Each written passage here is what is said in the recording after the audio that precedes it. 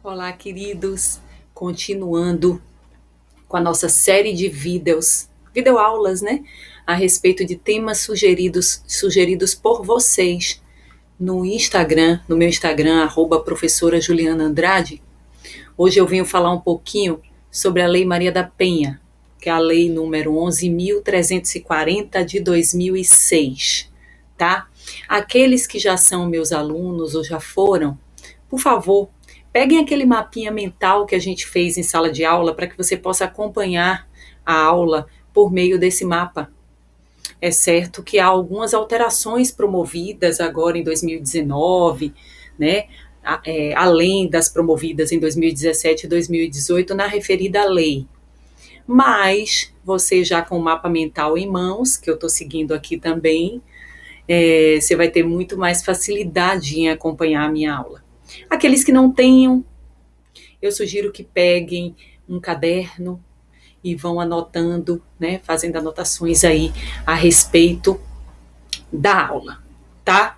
Caso você tenha algum tipo de dificuldade, depois eu me coloco à disposição para ajudá-lo lá no meu direct, ou direct, como falam, né? Não sei, do Instagram, ok? Vamos iniciar. A Lei Maria da Penha, gente, para aqueles que não sabem, tomou esse nome por conta da mulher que promoveu uma luta aí em prol da aprovação dessa lei. Maria da Penha é uma mulher que hoje, né, ela é paraplégica por conta de violência doméstica praticada pelo seu companheiro, à época. Essa mulher, à época não existia a Lei Maria da Penha, por não existir, ela promoveu uma luta interna, chegando até a Anistia Internacional, buscando a aprovação desta lei, que pudesse aí de alguma forma trazer mecanismos, instrumentos para coibir especificamente essa violência doméstica cometida no âmbito doméstico redundante, né, ou familiar. Pois bem, a Lei Maria da Penha ela nasceu em 2006, em consonância com o que apregoava a Constituição no artigo 226, parágrafo 8º, que dizia: o Estado assegurará assistência à família na pessoa de cada um dos que a integram, criando mecanismos para coibir a violência no âmbito de suas relações. A Constituição Federal sempre tutelou, protegeu a família e buscou coibir a prática de violência no âmbito familiar. Porém, a Lei Maria da Penha ela nasceu com a finalidade de criar esses mecanismos quando a violência é praticada no âmbito doméstico ou familiar contra a mulher, em razão do seu gênero, do gênero feminino, e em razão da vulnerabilidade que lhe ataca, que lhe toma no âmbito doméstico familiar, e a gente vai entender por quê. Pois bem, as finalidades da lei estão previstas no seu corpo. Uma delas eu já falei, ela busca prevenir, em caso aí da iminência da prática da violência, ou reprimir, após a prática, a violência doméstica cometida contra a mulher no âmbito doméstico ou familiar. Pois bem, outra finalidade da Lei Maria da Penha, ela acontece quando ela propõe a criação de juizados de violência doméstica e familiar contra a mulher. Ela traz a proposta de que a União, no âmbito do Distrito Federal e os estados, criem esses juizados que terão competência criminal ou cível para tratar sobre os assuntos atinentes à violência doméstica e familiar. Esse é um outro objetivo. Por fim, a sua terceira finalidade está no estabelecimento de medidas de atenção e assistência à mulher em situação de violência doméstica e familiar. A gente, muito embora a gente ache que a Lei Maria da Penha e muitas pessoas que não tiveram a doce oportunidade de estudar essa lei, que é uma lei muito importante, sobretudo para nós mulheres, muita gente acha que a Lei Maria da Penha ela vem tipificar crimes. Então, eu vejo muitas mulheres falando, inclusive em contextos que não são abarcados pela Lei Maria da Penha. Ah, você vai cair por causa da Lei Maria da Penha. Algumas pessoas acham que a Lei Maria da Penha nasceu com o intuito de tipificar condutas de violência praticadas no âmbito doméstico e familiar. Porém, isso não é verdade. A Lei Maria da Penha, como a gente acabou de falar, ela tem como finalidade criar mecanismos e instrumentos a serem utilizados pelas autoridades competentes para proteção e prevenção dessa mulher no âmbito doméstico e familiar. Então, não caia nessa. A Lei Maria da Penha, ela tem apenas uma conduta criminosa, prevista no artigo 24A da lei, né, que é a conduta de descumprimento de medidas protetivas de urgência fixadas pelo juiz. A gente vai saber um pouquinho mais a seguir, mas é importante que a gente saiba que essa única conduta criminosa prevista na Lei Maria da Penha, ela foi inserida em 2018 na lei. Até então, a Lei Maria da Penha não tinha nenhum tipo penal previsto em si. Ok? Pois bem, falamos da finalidade da Lei Maria da Penha, falamos de como ela surgiu de forma resumida. Agora a gente precisa entender que a interpretação da Lei Maria da Penha, no caso de omissão, no caso de alguma questão que não fique clara, né, no texto literal da norma, diz a lei, a sua interpretação ela deve ser feita em conformidade com os fins a que ela se destina. Então, o operador do direito, por exemplo, que tiver que interpretar a Lei Maria da Penha, no caso de uma omissão legislativa, ou no caso de algo que não ficou muito claro o sentido e o alcance, esse operador vai ter que utilizar os fins a que a Lei Maria da Penha se destina para que possa interpretá-la, ou seja, o fim de tutelar, de proteger a mulher no âmbito doméstico e familiar, em razão de, nesse contexto, a mulher se encontrar numa situação de vulnerabilidade. Então, por essa razão, busca-se que essa interpretação seja feita sempre em consonância com as finalidades a que se destina a Lei Maria da Penha. Pronto, traçadas essas primeiras linhas a respeito aí da criação da Lei Maria da Penha, sua finalidade, sua interpretação, é preciso que a gente saiba que a Lei Maria da Penha agora, no ano de 2019, né, que acabou faz pouco tempo, ela sofreu algumas importantes alterações, tá? E eu vou apontar para vocês algumas delas, nessa série de vídeos tratando a respeito da lei. Vamos iniciar a tratar, dissecar a lei para que a gente possa entendê-la, para que a gente não possa cair no lugar comum de sua aplicação sem saber a que se destina e quais as suas finalidades específicas. Vamos lá? Pois bem, primeiro a gente precisa entender quais são os pressupostos para a aplicação da Lei Maria da Penha. E aí, você que tem um mapa mental aí das nossas aulas, você vai verificar que é o primeiro ponto que a gente coloca lá uma chavezinha com 3 aspectos. Para que haja aplicação da Lei Maria da Penha, a gente deve atender a alguns requisitos específicos. Primeiro, a vítima da violência doméstica e familiar tem que ser mulher. Segundo, deve haver a presença de violência doméstica e familiar contra a mulher. Terceiro, deve haver a prática dessa violência. Pois bem, para que a gente possa entender especificamente cada um desses pressupostos, eu vou entrar em cada caixinha dessa. Sujeito passivo exclusivamente mulher, presença de violência doméstica e familiar contra a mulher e a prática da violência, para que a gente possa seguir a nossa análise a respeito do diploma normativo. Primeiro ponto, o sujeito passivo é exclusivamente a mulher. A mulher que numa situação de vulnerabilidade que se encontra no âmbito doméstico familiar, ela é vítima de violência doméstica e familiar. Pois bem, quando eu digo exclusivamente mulher, alguns alunos, quando eu dou aula, eles brincam comigo, falam, professora, e a lei João da Penha, quando é que vai proteger a gente? Porque tem homem que apanha da mulher. Tem essa conversa, né? Como eu sei que o que eles dizem tem um certo fundo de verdade, eu preciso esclarecer que, muito embora a Lei Maria da Penha não se aplique ao homem, já que o sujeito passivo da lei é exclusivamente a mulher, o homem ele é protegido sim no âmbito doméstico familiar pelo artigo 129, parágrafo 9º do Código Penal. Então, se o homem é vítima de violência doméstica e familiar, no âmbito doméstico familiar, sendo redundante mesmo, ele tem a proteção prevista no Código Penal.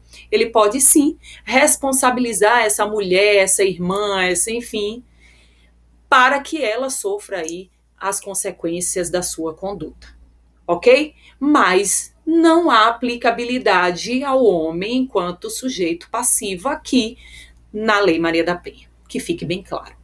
Você pode perguntar para mim, professora, outra dúvida que surge bastante em sala de aula.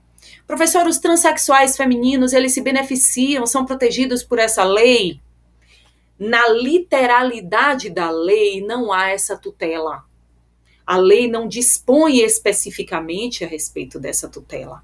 Só que a doutrina e alguns entendimentos jurisprudenciais já admitem a aplicação quando a vítima da violência doméstica familiar é um transexual feminino. Aí você pode me perguntar, professor, o que é transexual feminino? Transexual feminino é aquele que não se identifica, né, nasceu com o pênis, mas ele não se identifica com o gênero masculino, e ele age no intuito de mudar, de fazer uma reversão genital. Ele culminando aí através de um processo longo de análise médica, psicológica, psiquiátrica, culminando na cirurgia de reversão genital de pênis para vagina. Esses transexuais femininos, de novo, pela literalidade da lei, eles não são protegidos. Mas a doutrina e a jurisprudência já há aí doutrinadores e juízes que admitem a aplicação da Lei Maria da Penha aos transexuais femininos vítimas de violência doméstica familiar, desde que eles já tenham se submetido à cirurgia de reversão genital. Ok? Pois bem, passada essa fase de análise a respeito de quem é o sujeito passivo da violência doméstica familiar, a gente precisa entender quem vai ser sujeito ativo. Porque normalmente, quando a gente não estuda essa lei, a gente pensa assim, quem pratica a violência doméstica familiar contra a mulher é o homem. Muitos acham até que é apenas o companheiro ou esposo, ou namorado ou noivo. Mas isso é falso, queridos. A Lei Maria da Penha diz as relações pessoais enunciadas nessa lei independem de orientação sexual. Então, o sujeito ativo, ele pode ser homem ou mulher, tá? E, segundo aí um artigo específico, artigo 5º, parágrafo único da Lei Maria da Penha, as relações pessoais enunciadas nessa lei independem de orientação sexual. Então, por exemplo, se eu sou homossexual, sou casada com uma mulher, e nós nos envolvemos numa discussão ou algo do tipo, e a gente culmina na prática dessa violência no âmbito doméstico ou familiar, naturalmente haverá aplicação, sim, da Lei Maria da Penha, muito embora o sujeito ativo seja uma mulher. Entendeu? Pois bem, falamos do sujeito passivo, falamos do sujeito ativo, que é o primeiro quadrinho lá dos pressupostos, exclusivamente a mulher. Agora a gente vai falar da presença de violência doméstica e familiar contra a mulher. É o segundo ponto que a gente vai tratar. O que é, gente, violência doméstica e familiar? Sempre há essa dúvida, né? A que corresponde? Quais as relações que são abarcadas por essa lei? E a gente precisa entender alguns pontos aqui. Vamos lá. No artigo 5º da lei, existe lá a disposição do conceito de violência doméstica e familiar contra a mulher. A lei diz assim, configura violência doméstica e familiar contra a mulher qualquer ação ou omissão baseada no gênero que cause morte, lesão, sofrimento físico, sexual ou psicológico e dano moral ou patrimonial. Primeiro ponto, qualquer ação ou omissão baseada no gênero feminino. Eu sofro a violência porque sou mulher. Porque naquela relação doméstica familiar eu sou vulnerável, eu sou frágil. Segundo, em decorrência dessa ação e omissão baseada no meu gênero feminino, eu sou morta, ou eu sofro uma lesão, ou eu tenho um sofrimento físico, sexual, emocional ou psicológico, ou eu tenho um dano moral ou patrimonial. Só que essas condutas, gente, elas só serão tuteladas pela Lei Maria da Penha se praticadas em qualquer um desses 3 pressupostos, 3 ambientes. Primeiro, no âmbito da unidade doméstica. Segundo, no âmbito da família. Terceiro, em qualquer relação íntima de afeto.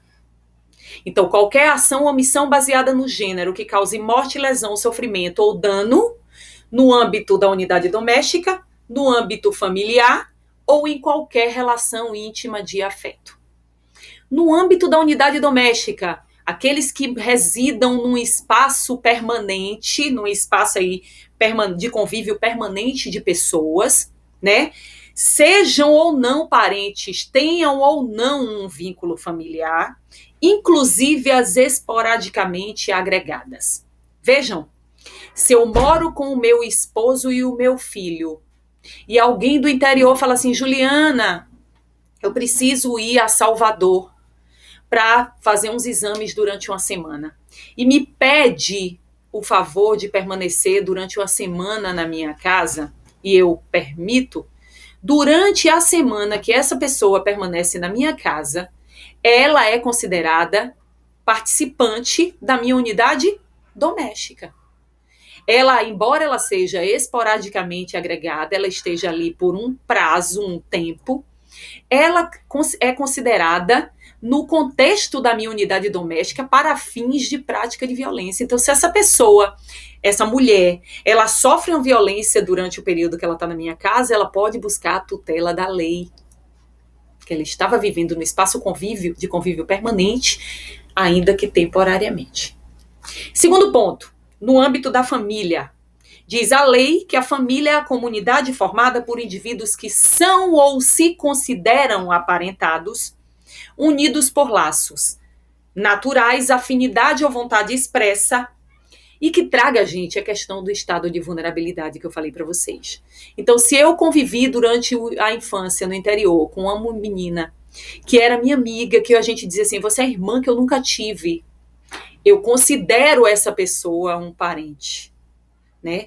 E há entre nós uma situação de violência, aplicar-se-á a Lei Maria da Penha, porque considera-se que essa ação ou omissão baseada no gênero, que cause morte, lesão, sofrimento ou dano, tenha por base que ela foi praticada no âmbito da família.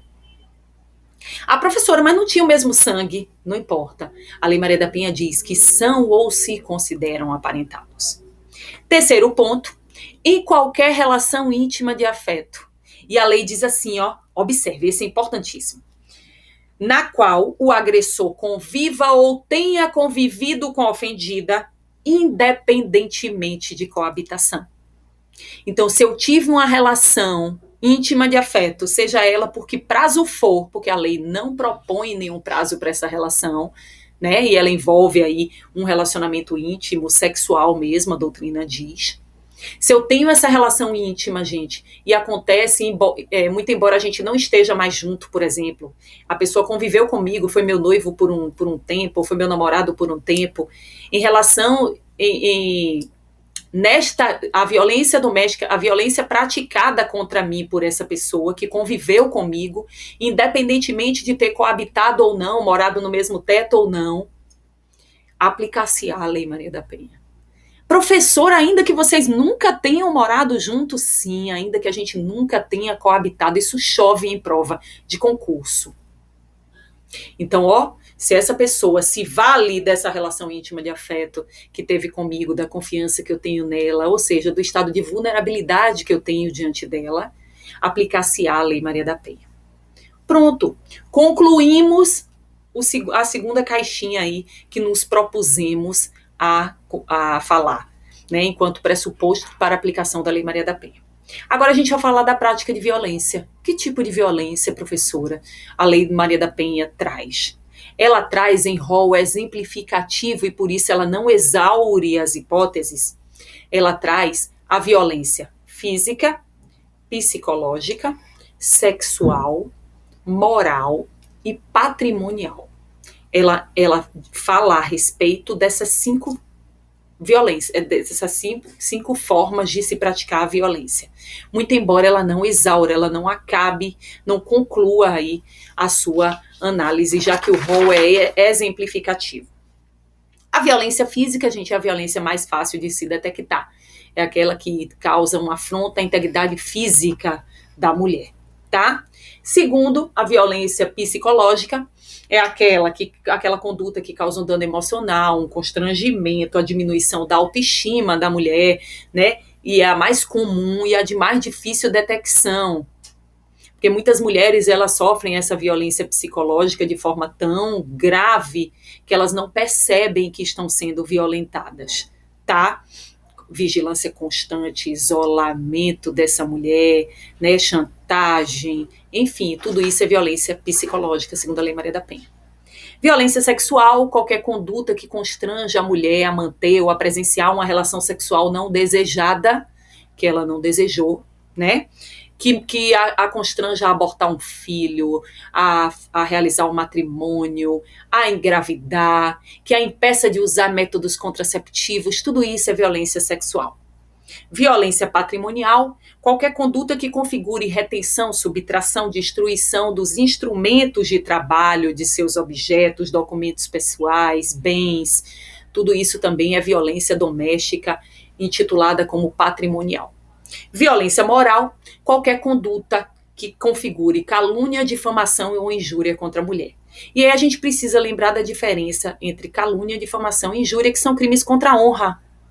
A calúnia, a mulher nesse caso sofrerá quando o homem atribuir a ela um fato definido como crime, sabendo que ela é inocente. Então, eu deixei a minha mulher porque ela é uma estelionatária, ela tal dia ela praticou tal fato que corresponde ao estelionato, por exemplo. Ele pratica calúnia contra ela, ele pratica violência moral, ferindo a sua honra objetiva. Difamação, o indivíduo ele atribui à mulher um fato ofensivo à sua reputação, também ferindo a sua honra objetiva. E terceira, injúria, quando ele ofende diretamente o seu decoro, humilha aquela mulher, causando uma diminuição da sua autoestima e fere a sua honra subjetiva. Todas essas são formas de se praticar a violência moral prevista na Lei Maria da Penha. Ok? No próximo bloco, a gente segue analisando essa lei. Vamos juntos, fique comigo.